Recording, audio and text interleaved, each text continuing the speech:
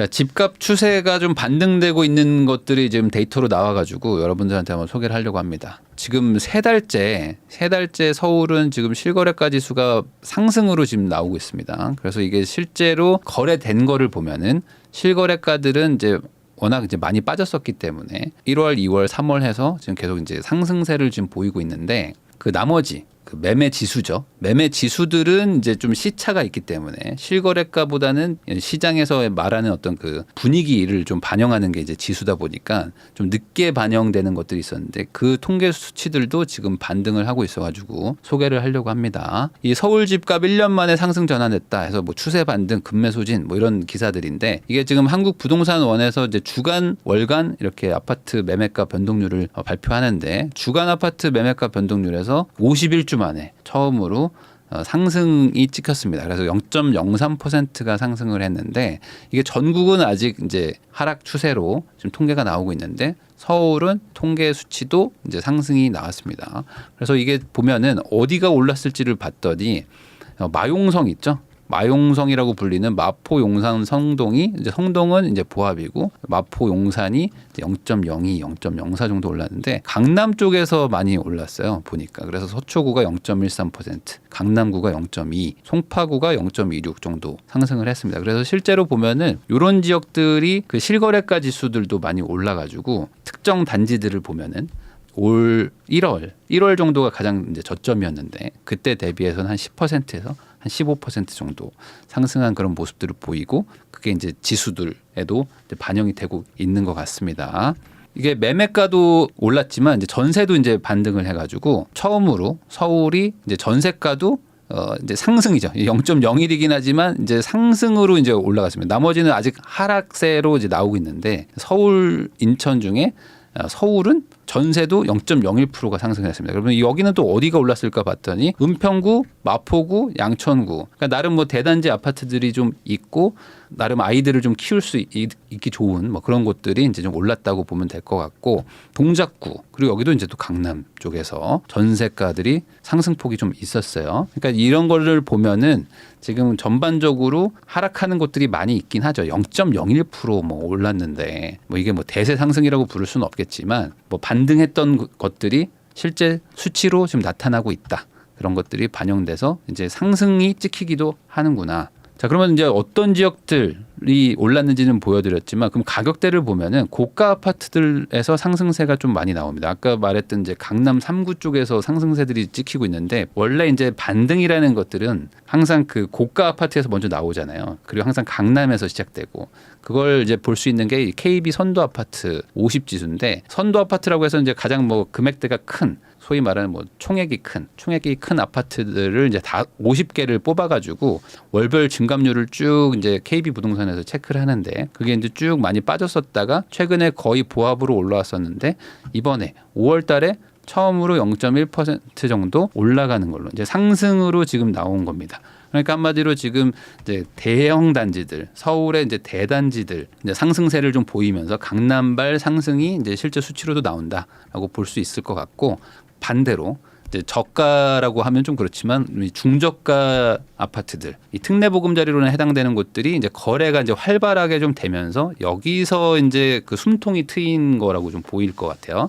여기서 이제 거래가 좀 되니까 이 그 다음 단계 뭐 10억대들이 좀 거래가 되고 이제 도미노 현상처럼 15억대, 20억대, 25억대, 뭐 30억대 이렇게 거래가 좀 된 게 아닌가.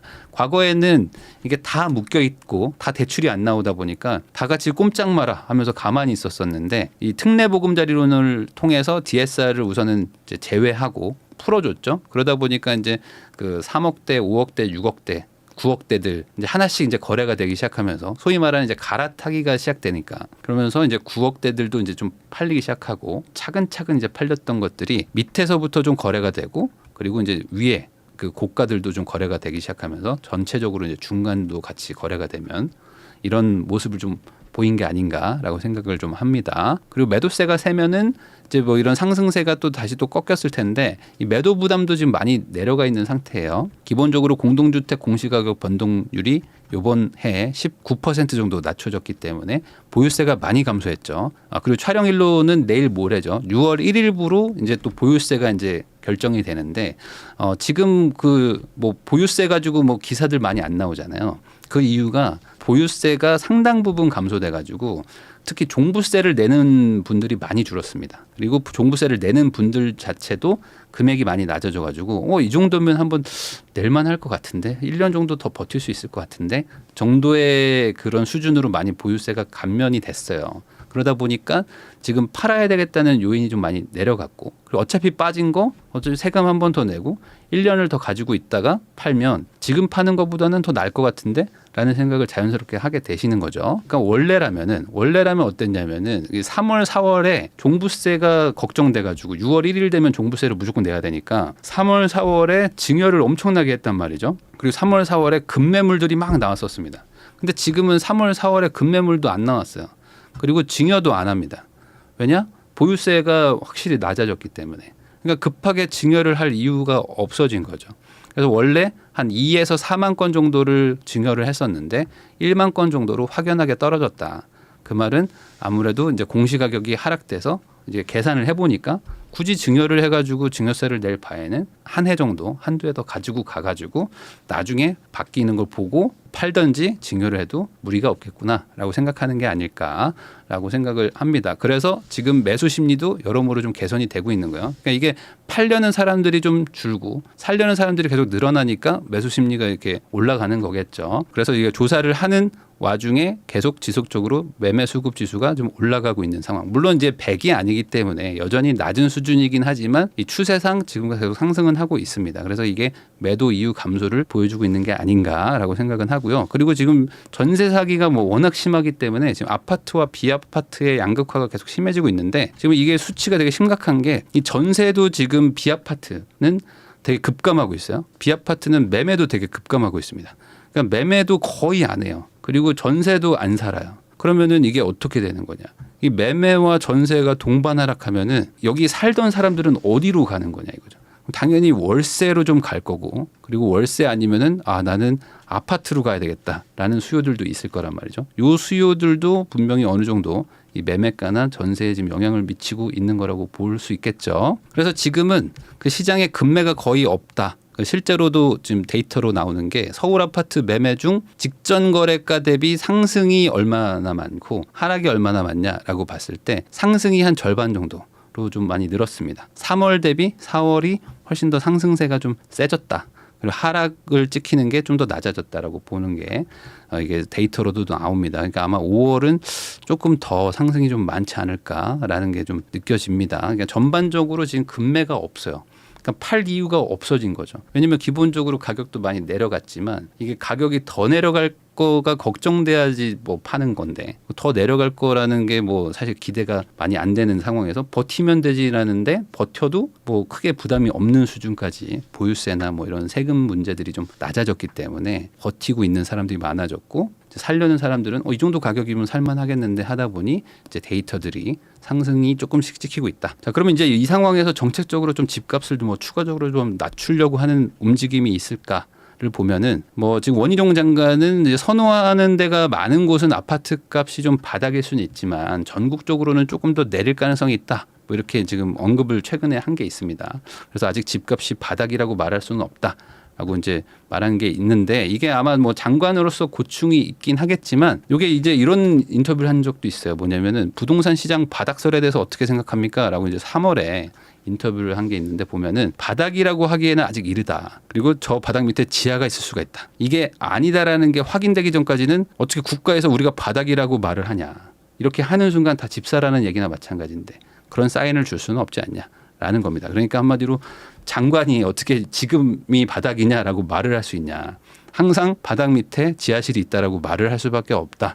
라는 그런 고충이 있다. 이런 인터뷰를 한 적도 있습니다. 뭐 이렇게 얘기를 하실 거면 그냥 말을 안 하는 것도 괜찮지 않을까라고 생각은 드는데 어쨌든 지금 국토부 장관은 집값이 조금 더 추가 하락을 할 수 있다. 이렇게 말은 하고 있지만 실제로 이 정부가 하는 행동들은 그렇진 않습니다. 지금 금리 인상 랠리 전후로 돌아간 은행 대출 금리 해가지고 지금 담보대출 금리들이 되게 낮아지고 있어요. 그게 무슨 소리냐면은 지금 고정금리 대출인데 금리가 거의 지금 그 기준금리에 붙어 있습니다. 사실 말이 안 되는 거거든요. 뭐냐면 지금 어떻게든 정부가 기준금리는 높여놨지만 시중금리를 어떻게든 막 누르고 있는 거라고밖에 볼 수가 없는 상황인 거죠. 그런데 뭐 어떻게든 지금 은행들한테 최대한 좀 금리를 좀 낮춰라. 시장에 좀 부담을 주지 마라라고 하면서 최대한 시중금리를 낮춰놓고 있는 상태고 그러다 보니까 이런 금리가 낮아진 게 이제 체감이 좀 된단 말이죠. 이제 한 반년 이상 지났기 때문에 그러면서 이 체감되는 금리들을 국민들도 알고 있으니까 이 정도 금리에 이 정도 가격대면 사도 되지 않나? 이 정도 보유세면 안 팔아도 되지 않나? 하면서 이게 시장이 지금 반응하고 있는 것이고 세수가 지금 많이 부족합니다. 그래서 지방세는 사실 이 부동산 취득세랑 이런 데서 많이 거의 의지를 많이 하고 있는데 이 세입이 지금 안 돼요. 그러다 보니까 23년도가 지금 가뜩이나 지금 세금이 안 거칠 거라고 예측은 했죠. 부동산이 경기가 안 좋을 거라고 생각했는데 근데 그게 더 안 좋을 것 같다. 라는 게 지금 좀 추정치고 그리고 내년에 또 선거도 있는데 지금 세금이 부족해가지고 뭐 복지나 이런 것들이 좀 잘 안 될 수도 있다라는 지금 분위기입니다. 그러면 이 상황에서 세금을 거두려면 어떻게 되는가? 뭔가 부동산이나 이런 것들을 좀 경기 부양을 좀 해야 되는데 이 상황에서 집값이 내려가면 좀 추가적인 좀 부담이 있겠죠. 거기다가 그러면 국세는 어떨까? 국세 수입도 되게 문제가 많습니다. 지금 가뜩이나 지금 수출도 안 되고 있고 국세가 원래라면 작년에는 한 111조가 거쳤는데 지금 87조 정도까지밖에 안 거쳤다. 그래서 지금 수출 부진에다가 뭐 부동산 경기도 안 좋고 하다 보니까 지금 역대급 세수 펑크가 나올 수도 있는 상황이라고 하는데 제가 찾아보니까 23년도에 이 양도소득세로만 한 30조를 거둘 거라고 예측을 했더라고요. 근데 이 예측한 상황에서 만약에 집값이 하락하거나 뭐 부동산 값이 더 하락하게 되면은 요게 세수가 추가적으로 더 안 좋아지겠죠. 그럼 이 상황에서 이 국세도 가뜩이나 부족한 상황에서 집값을 하락시키려고 하는 요인이 아무래도 좀 적어지지 않을까라고 뭐 개인적으로 좀 예측을 해봅니다. 거기다가 지금 무주택 가구가 지금 한 900만 정도 되거든요. 이게 2020년 통계청 기준인데 이때보다 뭐 조금 더 늘었어도 뭐 많이 늘지는 않았다고 가정을 해보면 전체에서 한 4% 정도가 되는데 그러면 유주택자가 50%가 넘는다는 의미입니다. 이제 선거가 이제 1년을 채 안 남겨놓은 상태에서 316일 정도 남았더라고요. 그러면 이제 4월 10일인데 22대 국회의원 선거가 이제 한 300일 앞으로 다가온 이 시점에서 이제 55대 45 싸움을 하게 되는 상황. 거기다 이제 세금도 좀 부족한 상황, 이제 여러모로 지금 뭐 금리도 막 낮춰놓고 이런 상황에서 뭐 정책적으로는 뭐 크게 뭐 집값을 막 더 낮추려고 하는 움직임을 보이고 있지는 않아요. 그러니까 이런 상황에서 뭐 앞으로 선거도 계속 있고 호재도 계속 막 발표하려고 하는 그런 움직임들이 보일 텐데 큰 틀에서는 이 상황이 계속 이어지지 않을까 싶고 그리고 조금씩 지금 뭐 수치상으로도 일부 지역이지만 반등세를 계속 보이면서 이제 플러스로 전환하는 걸 보면은 아마 하반기에는 플러스로 나오는 지역들이 조금 더 많아질 것 같고 그러면 이게 대세 상승으로 뭐 가는 것이냐 그렇게까지 가기에는 아직 금리가 좀 높기 때문에 예전처럼 뭐 10% 15% 상승 가는 거는 없겠지만 지금의 어떤 최근 한 1년간 엄청 힘든 시기는 이제 어느 정도 좀 끝나가는 게 아닌가라는 뭐 생각을 좀 해봅니다. 자, 앞으로 하반기에는 지금보다는 조금 그래도 좀 거래도 좀 되고 힘든 시기는 좀 끝나갈 것 같다. 그래서 이제 하반기에는 이제 집을 좀 살려고 하는 분들도 많이 좀 움직일 것 같고 지역별로도 많이 편차가 생기면서 상승세를 뭐 보이는 지역들도 많이 나타날 것 같고 그리고 여전히 뭐 분위기가 안 좋아서 미동조차 없는 지역들도 나타나고 이렇게 좀 국지적으로 많이 다른 모습을 보일 것 같습니다. 사실 뭐 그게 정상이기도 하죠. 원래 부동산이라는 게 지역마다 다르니까요.